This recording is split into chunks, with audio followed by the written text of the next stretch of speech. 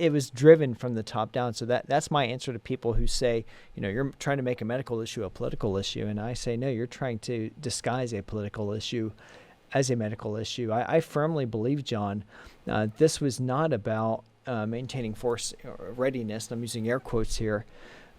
It was about saying who will do whatever we tell them to do without asking, and who will say, hang on, we actually need to look at who we are and what we say we do. I do think that there were a lot of foul players at play that were acting just in malfeasance. So you had the drug companies that were trying to make as much money as they could. You had HHS, CDC collaborating with Big Pharma, because we did have some solutions that could have worked. Well, one, COVID wasn't that dangerous. Two, most of us had already had natural immunity. Three, there are early preventative medicines, treatments like the Zelenko treatment, which could have helped early prevention, but that was dismissed. So was ivermectin, hydroxychloroquine.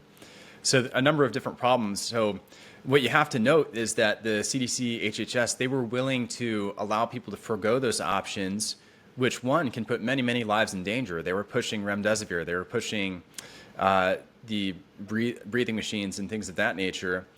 So they're willing to allow a number of people to die. They're willing to do so for profit.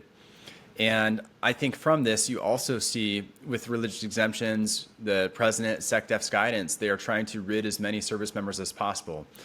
So I don't know if the big scheme machination, because we know how government, how disorganized it is, how chaotic it is, but it could have been a lot of individuals that were trying to work for their own personal gain. And it created just a terrible situation for those of us who are trying to stand up for the Constitution, trying to stand up for our own religious convictions, for our bodily autonomy, our bodily safety, and for just doing what's right.